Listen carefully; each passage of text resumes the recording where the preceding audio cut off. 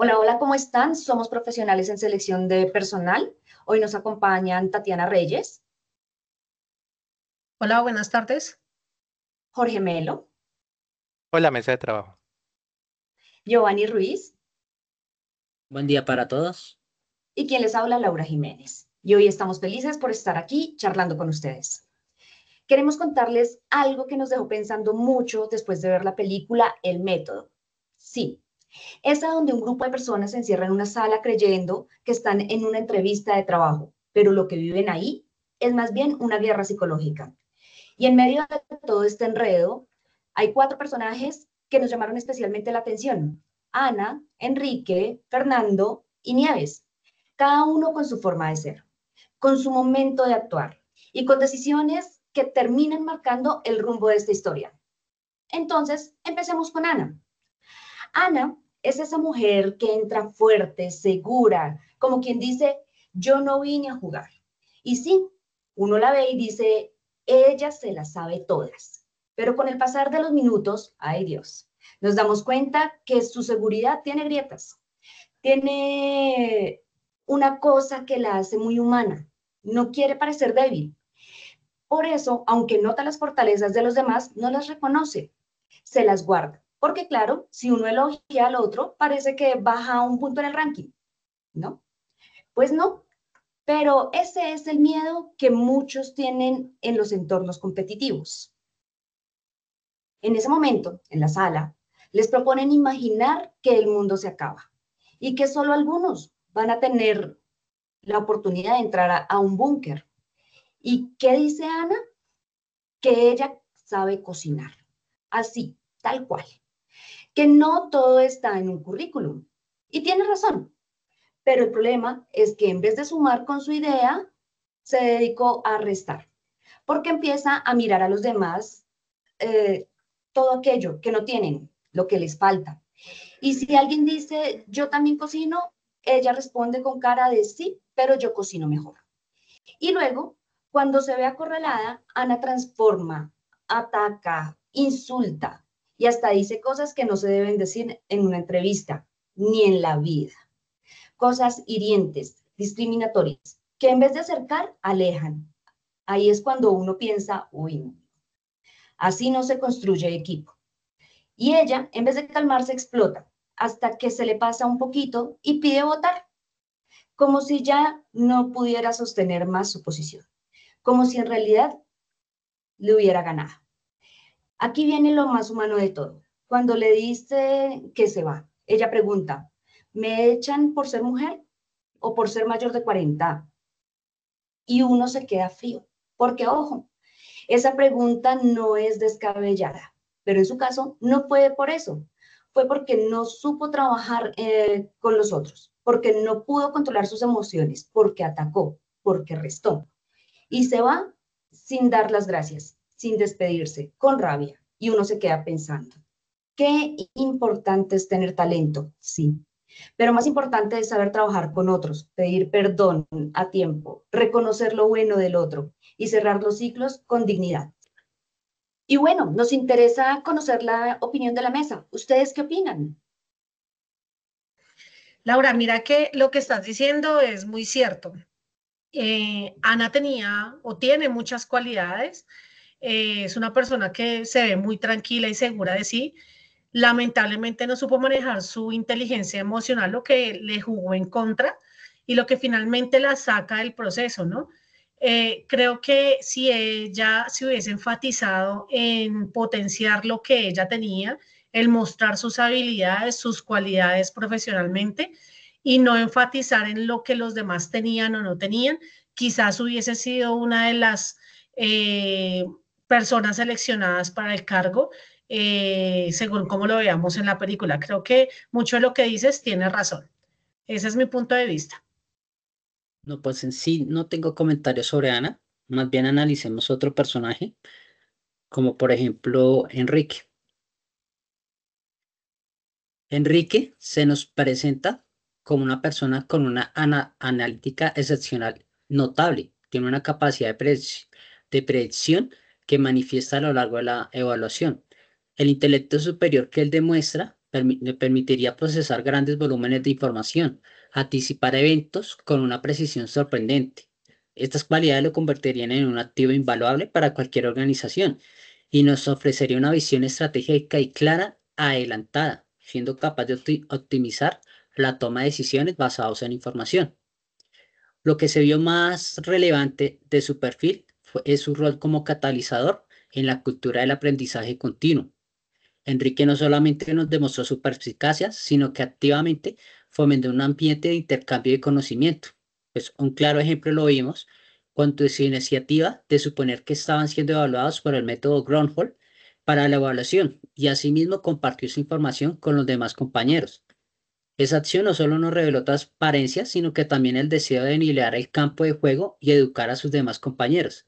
Esa forma de abordar los problemas y la habilidad que tiene para desglosar las situaciones complejas lo posicionaría como un líder natural que inspiraría el pensamiento crítico y la preparación proactiva, y destacando un aprovechamiento de las oportunidades emergentes.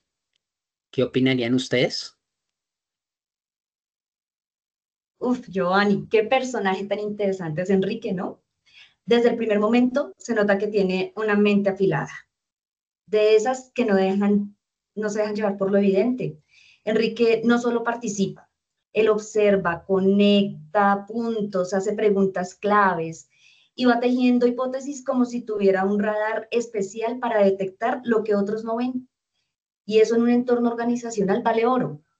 Yo me lo imagino siendo ese compañero que ayuda a anticipar problemas antes de que aparezcan.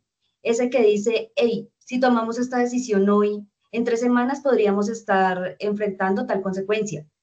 Su capacidad de análisis es profundo. Su manera de leer el ambiente y de encontrar sentido al caos lo convierte en un pilar para cualquier equipo. Y no solo eso, tiene una vibra de curioso crónico, de esos que están siempre aprendiendo, investigando, compartiendo datos, encendiendo la chispa del y si probamos esto. Eso se contagia. Y cuando alguien sí, así está en un equipo, se nota. El aprendizaje se vuelve parte del día a día. Y no olvidemos algo clave. Fue quien empezó a investigar la dinámica de la prueba. Nadie se lo pidió, pero él ya estaba 3 pasos adelante. Esa iniciativa, ese olfato, esa forma de actuar sin esperar instrucciones, son señales de liderazgo silencioso, de un buen liderazgo. Así que Enrique es de esos perfiles que muchas veces no hacen mucho ruido, pero hacen toda la diferencia. ¿O ustedes qué opinan? No, en mi caso quiero decir que pues ustedes ya con Enrique, digamos, fue abordado. Me gustaría abordar a Fernando.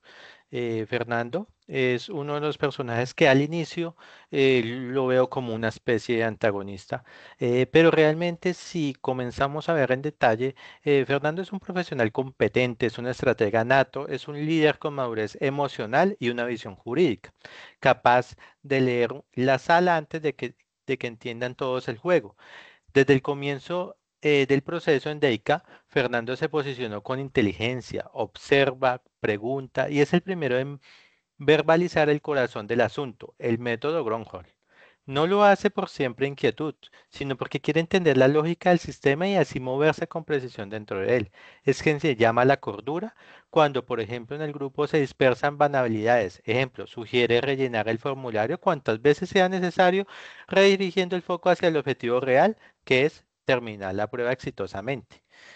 Como abogado demuestra un dominio admirable de la palabra, aunque debemos recordar que él nunca se presentó como tal, fue después que nos enteramos sobre su profesión. Eh, pero a la vez sabe también tomar en silencio, saber cuándo hablar, cuándo observar, cuándo ceder para avanzar. Se impone como líder, pero no por fuerza, sino por respeto a él y a su sensatez. En el juego del topo, por ejemplo, no lanza acusaciones al azar, evalúa, analiza, plantea hipótesis, lógica y equilibrio. También en momentos claves como en la situación que se vivió con Julio, muestra una comprensión institucional, no personaliza, no juzga a Julio, sino al sistema que lo llevó a él a tomar esas decisiones. Distingue entre errores humanos y fallas estructurales. Si es exigente, incluso autoritario cuando lo cree necesario, porque asume la dirección del grupo como una responsabilidad natural y aún así no es impermeable. Se desestabiliza momentáneamente cuando se cuestiona, ejemplo, por no dominar el idioma inglés y francés, revelando una fisura en su seguridad, pero sin embargo logra recomponerse con firmeza, relevando una fisura en su seguridad.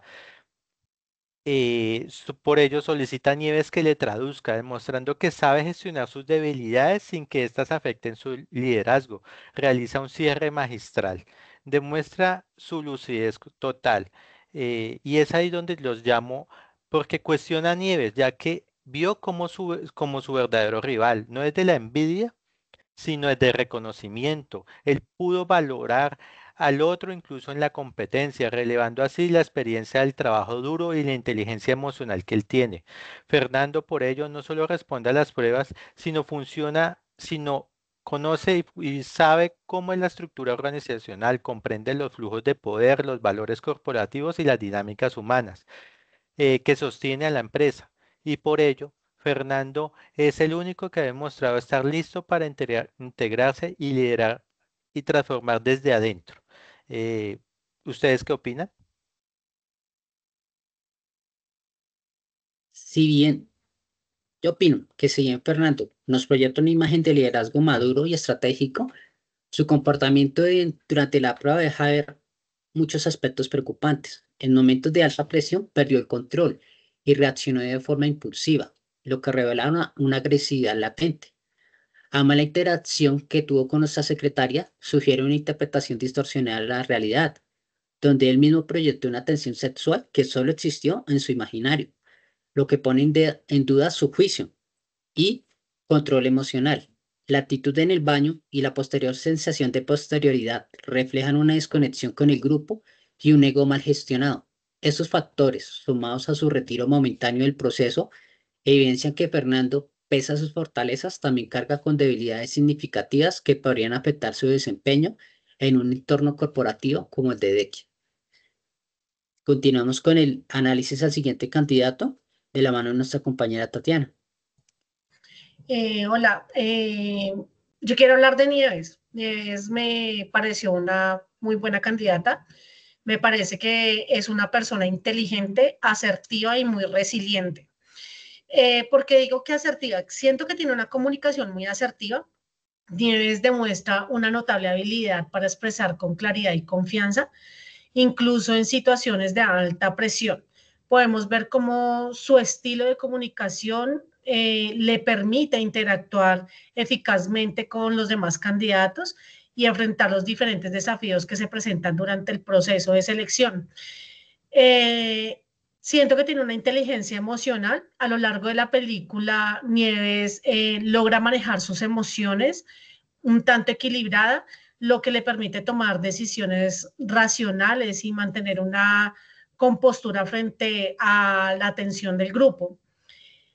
Si bien en algún momento de la película podemos ver una escena donde ella intima con Fernando, lo que en ese momento sí la hace ver un poco ética o profesional y quizás dejaría mucho que pensar porque pues es una situación en donde podríamos decir si ella podría manejar estas situaciones a futuro, pero siento que también tenemos que verles más su lado profesional y no definirla por lo que pasó en ese momento en específico con Fernando. Siento que también tiene una gran capacidad de adaptación. Nieves se adapta rápidamente a las diferentes dinámicas del proceso de selección y muestra cierta flexibilidad y disposición en las diversas pruebas y situaciones que se plantean en el proceso de la selección. Siento que tiene mucho empoderamiento, mayormente se destaca su fortaleza y determinación. Eh, y pienso que ella sería una gran ficha en la cultura organizacional de la empresa, especialmente si canalizan bien sus habilidades y sus valores. ¿Sí? Ella podría ser una persona que ayudaría a la resolución de conflictos, mejoraría el trabajo en equipo, podría ser una persona que motive a sus compañeros y tenga como una igualdad entre todos. Entonces siento que ella podría ser una gran candidata para este puesto. No sé ustedes qué piensan. Bueno, en mi caso yo difiero. Nieves, aunque es una candidata técnicamente preparada, emocionalmente, digamos que estable, no logra consolidarse como una figura de liderazgo. Y recordemos acá que necesitamos un líder. Su participación es correcta, digamos que evita los conflictos, suele a veces cuestionar, pero no toma iniciativas, no confronta digamos, en esa diplomacia no hay confrontación y de cierta manera es muy pasiva. Entonces, eso hace que no sobresalga sobre las demás personas y finalmente, pues, ella decide retirarse en pro de su paz interior, aunque no es malo, pero digamos que para un gerente o lo que estamos buscando, debe ser un poco más fuerte, debe tener un compromiso más con la organización y por eso pienso que Nieves no es la candidata que se está buscando. Pues bien, el método Brunhall no solo prueba competencias, prueba convicciones. Nos habla de un sistema donde muchas veces se pierde lo humano en nombre del éxito. Pero hoy quisimos mirar más allá de los resultados, porque detrás de cada hoja de vida hay una historia. Y quizás el verdadero método sea preguntarnos qué tipo de personas queremos tener al mando. 4 perfiles, 4 maneras de entender el poder, la inteligencia y la integridad. Y ustedes, desde el lugar en el que se encuentran en este momento, ¿a quiénes elegirían como líder de su empresa? Así que nada, que esta historia nos sirva para ver que en el trabajo como en la vida, no todo es ser el más fuerte, ni el que más grita. A veces, el que más suma es el que sabe cuándo ceder, cuándo callar y cuándo abrazar. Nos escuchamos en una próxima oportunidad. Hasta luego.